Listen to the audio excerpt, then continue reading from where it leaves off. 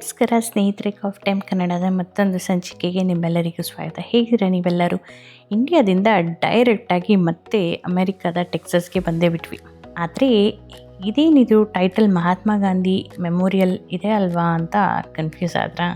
ಈ ಜಾಗದ ಬಗ್ಗೆ ಗೊತ್ತಿರೋರಿಗೆ ಕನ್ಫ್ಯೂಷನ್ ಇರಲ್ಲ. ನಮ್ಮ ಟೆಕ್ಸಸ್ನ ಅರ್ವಿಂಗ್ನಲ್ಲಿರುವಂಥ ಈ ಮೆಮೋರಿಯಲ್ ಹೇಗಿದೆ ಅಂತ ನಾವು ಎಕ್ಸ್ಪ್ಲೋರ್ ಮಾಡೇ ಬಿಡೋಣ ಅಂತ ಹೊರಟೇ ಬಿಟ್ವಿ. ನಮ್ಮ ಮನೆಯಿಂದ ಸುಮಾರು 1 hour ಡ್ರೈವ್ ಇರೋ ಈ ಜಾಗಕ್ಕೆ ಒಂದು ವೀಕೆಂಡ್ ಸಂಜೆ ಹೋದರೆ ಚೆನ್ನಾಗಿರುತ್ತೆ ಅಂತ ಹೇಳಿಬಿಟ್ಟು ಪ್ಲ್ಯಾನ್ ಮಾಡ್ಕೊಂಡು ಬಂದ್ವಿ. ಅರ್ವಿಂಗ್ ಸಿಟಿನಲ್ಲಿ ಸಾಕಷ್ಟು ಎಕ್ಸ್ಪ್ಲೋರ್ ಮಾಡೋ ಜಾಗಗಳಿವೆ. ಅದರಲ್ಲಿ 2 ಇವತ್ತು ನಮ್ಮ ವಿಡಿಯೋದಲ್ಲಿ ನೋಡೋಣಂತೆ. ಮೊದಲಿಗೆ ನಾವು ಮಹಾತ್ಮ ಗಾಂಧಿ ಮೆಮೋರಿಯಲ್ಗೆ ಬಂದಿದ್ದೀವಿ. ನೀವು ನೋಡ್ತಾರೋ ಹಾಗೆ ಈ ಜಾಗ ತುಂಬಾ ಪ್ರಶಾಂತವಾಗಿದೆ. ಒಂದು ಈವ್ನಿಂಗ್ ವಾಕ್ ಮಾಡೋದಕ್ಕೆ ತುಂಬಾ ಒಳ್ಳೆಯ ಜಾಗ. ಇಲ್ಲಿ ನಮಗೆ ಸಾಕಷ್ಟು ಸೀನಿಯರ್ ಇಂಡಿಯನ್ ಸಿಟಿಸನ್ ಸಹ ಸಿಕ್ಕಿದ್ರು. ಅವ್ರ ಜೊತೆ ಸ್ವಲ್ಪ ಹೊತ್ತು ಮಾತಾಡಿ ನಂತರ ನಾವು ಈ ಜಾಗನ ಒಂದು ಸುಂದರವಾದ ಒಂದು ವಾತಾವರಣವನ್ನು ಎಂಜಾಯ್ ಮಾಡಿದ್ವಿ. ಎಂದಿನಂತೆ ಈ ಜಾಗದ ಒಂದು ಕಿರು ಪರಿಚಯನ ಮಾಡ್ಕೊಳ್ಳೋಣ. ಅಮೇರಿಕಾದಲ್ಲಿ ಅತಿ ದೊಡ್ಡ ಗಾಂಧಿ ಮೆಮೋರಿಯಲ್ ಇರೋದು ಇಲ್ಲೇ. ಅದು ಸುಮಾರು 26 ಎಕರೆ ಇದ್ದು ನಮ್ಮ ಭಾರತೀಯರ ಒಂದು ಸಾಂಸ್ಕೃತಿಕ ತಾಣವಾಗಿದೆ.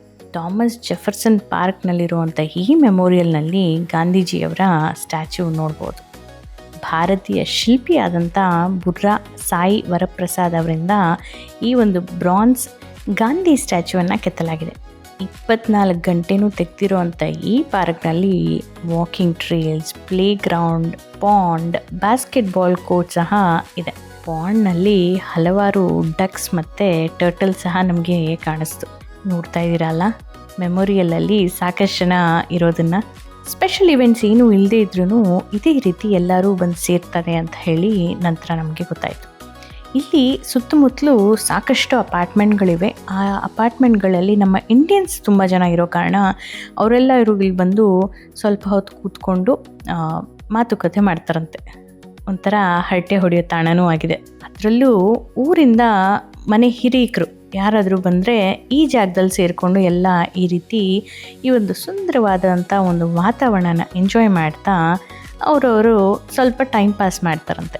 ಅಷ್ಟೇ ಅಲ್ಲ, ಈ ಜಾಗದಲ್ಲಿ independence day, Gandhi Jayanti, international ಯೋಗ ದಿನದಂದು ಸ್ಪೆಷಲ್ ಪ್ರೋಗ್ರಾಮ್ ಸಹ ಇರುತ್ತಂತೆ. ಸಾಕಷ್ಟು ಜನ ನಮ್ಮ ಭಾರತೀಯರು ಇಲ್ಲಿ ಸೇರ್ತಾರೆ ಅಂತ ಹೇಳಿದ್ರು. ನಾವು ಫಸ್ಟು ಡ್ಯಾಲಸ್ಗೆ ಮೂವ್ ಆದಾಗ ಈ ರೀತಿ ನಮಗೆ ಗೊತ್ತಾಯಿತು, ಆ ವರ್ಷದ ಇಂಡಿಪೆಂಡೆನ್ಸ್ ಡೇ ದಿವಸ ಈ ರೀತಿ ಸೇರಿದ್ರು ಅಂತ ಹೇಳಿಬಿಟ್ಟು. ಆದರೆ ನಾನು ಆಗಲೇ ಹೇಳಿದ್ನಲ್ಲ, ದೂರ ಇರೋ ಕಾರಣ ನಾವು ಹೋಗಿರಲಿಲ್ಲ. ಬಟ್ ಆ ಟೈಮಲ್ಲಿ ಅಲ್ಲದೇ ಇದ್ರೂ ಸುಮ್ಮನೆ ಹೋಗಿ ಹೇಗಿದೆ ಅಂತ ನೋಡ್ಕೊಂಬರೋಣ, ಎಕ್ಸ್ಪ್ಲೋರ್ ಮಾಡೋಣ ಅಂತ ಹೇಳಿಬಿಟ್ಟು ನಾವಿಲ್ಲಿಗೆ ಬಂದಿದ್ದು. ಸಂಜೆ ಅಂತೂ ತುಂಬಾ ಪ್ರಶಾಂತವಾಗಿ ಸನ್ಸೆಟ್ ಆಗ್ತಾ ಇತ್ತಲ್ಲ, ತುಂಬಾ ಚೆನ್ನಾಗಿ ಅನಿಸ್ತಾ ಇತ್ತು. ನೋಡ್ತಾ ಇದ್ರೆ ಎಷ್ಟೊಂದು ಹಕ್ಕಿಗಳೆಲ್ಲ ಇವೆ, ಡಕ್ಸ್ ಇವೆ, ನಮಗೆ ಟರ್ಟಲ್ಸ್ ಎಲ್ಲ ಕಾಣಿಸ್ತು, ಓಡಾಡ್ತಾ ಇರೋರು ಕಾಣಿಸಿದ್ರು. ಒಂಥರ ನಮ್ಮೂರಲ್ಲಿ ಎಲ್ಲೋ ಒಂದು ಕಡೆ ನಾವು ಬಂದಂಗೆ ನನಗೆ ಅನಿಸ್ತಾ ಇತ್ತು. ಆದರೆ ನಾವು ನಮ್ಮೂರಲ್ಲಿಲ್ಲ, ಅಮೆರಿಕದಲ್ಲೇ ಇರೋದು. ಆದರೂ ಏನೋ ಒಂದು ನಮ್ಮತನ ಇದೆ ಅಂತ ನನಗನ್ನಿಸ್ತು. ಈ ಜಾಗ ಚೆನ್ನಾಗಿತ್ತಲ್ಲ, ಇನ್ನು ತಡ ಮಾಡದೆ ನಮ್ಮ ಮುಂದಿನ ಜಾಗಕ್ಕೆ ಹೊರಡೋಣಂತೆ. ಅದು ಇದೇ ಅರ್ವಿಂಗ್ ಸಿಟಿಯಲ್ಲೇ ಇರುವಂಥ ಜಾಗ, ಮ್ಯಾಂಡಲೆ ಕೆನಾಲ್. ಈ ಜಾಗ ಮ್ಯಾಪ್ಸಲ್ಲಿ ಸ್ವಲ್ಪ ಡಿಫ್ರೆಂಟ್ ಲೊಕೇಶನ್ ತೋರಿಸ್ತಾ ಇತ್ತು. ಹಾಗಾಗಿ ಈ ಜಾಗ ಹುಡ್ಕೋದು ನಮಗೆ ಸ್ವಲ್ಪ ಕಷ್ಟ ಆಯಿತು. ನಂತರ ಪಾರ್ಕಿಂಗ್ ಸ್ಪಾಟ್ ಹುಡ್ಕೋದು ಸ್ವಲ್ಪ ಕಷ್ಟ ಆಯಿತು. ಕೆಲವೊಂದು ಫ್ರೀ ಪಾರ್ಕಿಂಗ್ ಸ್ಪಾಟ್ಸು ಇದೆ, ಕೆಲವು ಪೇಯ್ಡ್ ಪಾರ್ಕಿಂಗ್ ಸ್ಪಾಟ್ಸು ಇದೆ. ಸೊ ಅದನ್ನು ನೋಡಿಕೊಂಡು ನಾವು ಪಾರ್ಕ್ ಮಾಡ್ಕೋಬೇಕಾಗತ್ತೆ. ಸ್ವಲ್ಪ ದೂರದಲ್ಲೇ ಪಾರ್ಕ್ ಮಾಡಿ ಕೊನೆಗೂ ಈ ಜಾಗನ ಹುಡ್ಕೊಂಡೇ ಬಿಟ್ವಿ. ರೋಡ್ ಲೆವೆಲ್ಗಿಂತ ಕೆಳಗಿರೋ ಕಾರಣ ಅಷ್ಟು ಈಸಿಯಾಗಿ ನಮಗೆ ಸಿಗೋದು ಇಲ್ಲ. ಕೆಲವು ಮೆಟ್ಲು ಇಳೀತಿದ್ದಂತೆ ಸುಂದರವಾದ ದೃಶ್ಯ ನಮಗೆ ಕಾಣಸಿಗುತ್ತೆ. ಇಷ್ಟೊತ್ತು ಸಿಗಲಿಲ್ಲ ಅನ್ನೋ ಬೇಜಾರೆಲ್ಲ ಈ ಜಾಗ ನೋಡಿದ ತಕ್ಷಣ ಹೊರಟೆ ಹೋಯಿತು. ಇಲ್ಲಿ ಬರ್ತಿದ್ದಂತೆ ನಂಗೆ ನೆನಪಿಗೆ ಬಂದಿದ್ದು ಸ್ಯಾನ್ ಆಂಟೋನಿಯೋ ರಿವರ್ ವಾಕ್. ಆ ಜಾಗ ನಾನು ನೆನಪಿಸಿದ್ರೂ ಈ ಜಾಗ ಅದಕ್ಕಿಂತ ಚೆನ್ನಾಗಿದೆ. ಅದು ನಾವಿರುವಂಥ ಜಾಗದ ಹತ್ತಿರದಲ್ಲೇ ಇದೆ ಅಂತ ಒಂದು ಸಮಾಧಾನ ಆಯಿತು. ಯಾಕಂದರೆ ಸ್ಯಾನ್ ಆಂಟೋನಿಯೋ ತುಂಬಾ ದೂರ ಇದೆ, ಅಲ್ಲಿವರೆಗೂ ಡ್ರೈವ್ ಮಾಡ್ಕೊಂಡು ಹೋಗೋಕ್ಕಾಗಲ್ಲ ಅಲ್ವಾ ದಿನಾಗಲೂ. ಇಲ್ಲೂ ಏನು ದಿನ ಬರೋಕ್ಕಾಗೋದಿಲ್ಲ. ಆದರೆ ಯಾವಾಗಲಾದರೂ ಈ ರೀತಿ ವಾಟರ್ ಫ್ರಂಟ್ ಬಂದು ವಾಕಿಂಗ್ ಮಾಡಬೇಕು ಅಂದಾಗ ಇಲ್ಲಿ ಬರ್ಬೋದು. ಸ್ಯಾನ್ ಆಂಟೋನಿಯೋ ರಿವರ್ ವಾಕ್ ಬಂದುಬಿಟ್ಟು ಮೆಕ್ಸಿಕನ್ ಸ್ಟೈಲ್ನಲ್ಲಿದ್ದರೆ, ಈ ಒಂದು ಮ್ಯಾಂಡಲೆ ಕೆನಾಲ್ ವೆನಿಸ್ ಆರ್ಕಿಟೆಕ್ಚರ್ ಸ್ಟೈಲ್ನಲ್ಲಿದೆ. ಡ್ಯಾಲಸ್ ಡೌನ್ ಟೌನಿಂದ ಬರೀ 15 ನಿಮಿಷ ಮಾತ್ರ ದೂರ ಇರೋ ಈ ಜಾಗ ಒಂದು ಒಳ್ಳೆಯ ಸಂಜೆ ಕಳಿಬೇಕು ಅಂದರೆ ಬೆಸ್ಟ್ ಆಪ್ಷನ್. ಈ ಜಾಗದ ಬಗ್ಗೆ ಸಾಕಷ್ಟು ಜನ ಹೇಳಿದರು, ಆದರೆ ಈ ಜಾಗ ಅವ್ರು ಹೇಳಿದ್ದಕ್ಕಿಂತ ತುಂಬಾ ಚೆನ್ನಾಗಿದೆ ಅಂತ ನಮಗನ್ನಿಸ್ತು. ನಾವು ಇಲ್ಲಿ ಬಂದಾಗ ಸಾಕಷ್ಟು ಫೋಟೋಶೂಟ್ ಸಹ ನಡೀತಾ ಇತ್ತು. ಜಾಗ ಚೆನ್ನಾಗಿದೆ, ಆದರೆ ಆ ಫೋಟೋ ತೆಗಿಯೋರು ಕ್ರೌಡೇ ಜಾಸ್ತಿ ಇತ್ತು ಅಂತ ಅನ್ನಿಸ್ತು. ಈ ಜಾಗ ನೋಡ್ತಾ ಸ್ವಲ್ಪ ರಿಲ್ಯಾಕ್ಸ್ ಆಗೋಣ ಅಂತ ಕೂತ್ಕೊಂಡ್ರೆ ಎಲ್ಲಿ ಕೂತ್ರೆ ಅಲ್ಲಿ ನಾವಿಲ್ಲಿ ಫೋಟೋ ತೆಗಿತಾ ಇದ್ದೀವಿ, ಅಲ್ಲಿ ಹೋಗಿ ಇಲ್ಲಿ ಹೋಗಿ ಅಂತ ತುಂಬಾ ಕಾಟ ಅನಿಸ್ಬಿಡ್ತು ಒಂದು ಕ್ಷಣ. ಅದೇ ಬೇಜಾರಲ್ಲಿ ಹಾಗೆ ಮುಂದೆ ನಡ್ಕೊಂಡು ಹೋದಾಗ ಇನ್ನೊಂದು ಚೆನ್ನಾಗಿರೋ ಜಾಗ ಕಾಣಿಸ್ತು. ಹಳೆಯ ಯುರೋಪಿಯನ್ ಸ್ಟೈಲ್ ವಾತಾವರಣ ಸೃಷ್ಟಿ ಮಾಡಿರೋ ಈ ಜಾಗದಿಂದ ಮುಂದೆ ಹೋಗಿ ಇನ್ನೂ ಸುಂದರವಾದ ಸ್ಪಾಟ್ ಹುಡುಕಿಕೊಂಡ್ವಿ ಅಂತ ಅನ್ನಿಸ್ತು ನನಗೆ. ಇಲ್ಲಿ ಜನ ಇದ್ರೂ ಅಷ್ಟೇನು ಕಷ್ಟ ಆಗಿಲ್ಲ, ಯಾಕಂದರೆ ವಿಶಾಲವಾದ ಜಾಗ ಇತ್ತು. ಪ್ರಶಾಂತತೆಗೇನೂ ಅಲ್ಲಿ ಕೊರತೆ ಇರಲಿಲ್ಲ. ನೋಡ್ತಾ ಇರಲ್ಲ, ರೀಲ್ಸ್ ಎಲ್ಲ ಮಾಡ್ತಾ ಇದ್ದಾರೆ, ಅದ್ರ ಜೊತೆಗೆ ಫೋಟೋಶೂಟ್ಸ್ ನಡೀತಾ ಇದೆ. ತುಂಬಾ ಬ್ಯುಸಿಯಾಗಿತ್ತಲ್ಲಿ. ಮ್ಯಾಂಡಲೇ ಕೆನಾಲ್ ಕನೆಕ್ಟ್ ಆಗ್ತಿರೋ ಲೇಕ್ ಕ್ಯಾರೋಲಿನ್ಗೆ. ಈ ಲೇಕ್ನಲ್ಲಿ ಗೊಂಡೋಲಾ ಕ್ರೂಸಸ್ ಸಹ ಇದೆ. ಅಷ್ಟೇ ಅಲ್ಲದೆ ಸ್ಟ್ಯಾಂಡಪ್ ಪೆಡಲ್ ಬೋರ್ಡ್ಸ್, ಕಯಾಕ್ಸ್ ಮತ್ತು ಸ್ವಾನ್ ಪೆಡಲ್ ಬೋರ್ಡ್ ಸಹ ರೆಂಟ್ ಮಾಡ್ಬೋದು. ಲೇಕ್ ಮತ್ತು ಕೆನಾಲ್ ಕನೆಕ್ಟ್ ಮಾಡೋ ಈ ಇಡೀ ವಾಟರ್ ಫ್ರಂಟ್ ಟ್ರೈಲ್ ಇರೋದು ಸುಮಾರು 3 ಮೈಲಿ ಅಷ್ಟೆ. ಆದರೂ ಇಲ್ಲಿ ವಾಟರ್ ಫಾಲ್ಸ್, ಸುತ್ತ ಕಾಣಿಸ್ತಾ ಇರೋವಂಥ ಬ್ರಿಡ್ಜಸ್ ಇರ್ಬೋದು, ಅದ್ರ ಸುತ್ತ ಬಳ್ಳಿ ಸುತ್ತಕೊಂಡಿದೆ, ಅದು ಇನ್ನೂ ಬ್ಯೂಟಿಫುಲ್ಲಾಗಿ ಅನಿಸ್ತಾ ಇದೆ.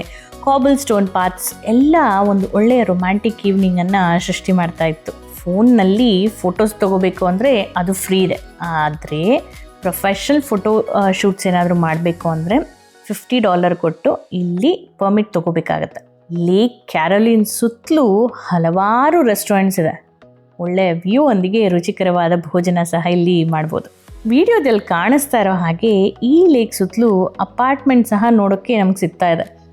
ನಮ್ಮ ಇಂಡಿಯನ್ಸ್ ಎಲ್ಲ ಇಲ್ಲಿ ಸಾಕಷ್ಟು ಜನ ಈ ಅಪಾರ್ಟ್ಮೆಂಟ್ಸಲ್ಲಿ ಇದ್ದಾರೆ ಅಂತ ಗೊತ್ತಾಯಿತು. ವ್ಯೂ ಚೆನ್ನಾಗಿದೆ ಅಲ್ವಾ, ಮತ್ತು ಯಾಕೆ ರೆಂಟ್ ಮಾಡಬಾರ್ದು ಅಲ್ವಾ?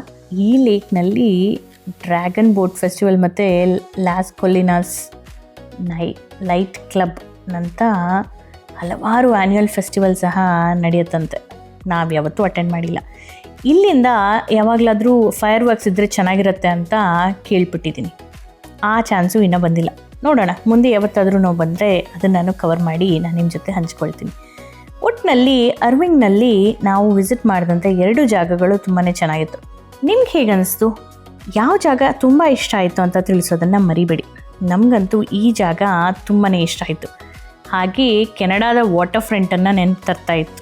ಕೆನಡಾದಲ್ಲಿದ್ದಾಗ ಪ್ರತಿ ಸಂಜೆ ನಾವು ಈ ರೀತಿ ವಾಟರ್ ಫ್ರಂಟ್ ವಾಕ್ ಮಾಡೋಕ್ಕೆ ಹೋಗ್ತಾ ಇದ್ವಿ. ವಿಡಿಯೋ ಇಷ್ಟ ಆದಲ್ಲಿ ಹೇಗೆ ಅನಿಸ್ತು ಅಂತ ತಿಳಿಸೋದನ್ನು ಮರಿಬೇಡಿ. ಹಾಗೆ ಫ್ರೆಂಡ್ಸ್ ಆ್ಯಂಡ್ ಫ್ಯಾಮಿಲಿ ಜೊತೆ ಶೇರ್ ಮಾಡೋದನ್ನು ಮರಿಬೇಡಿ.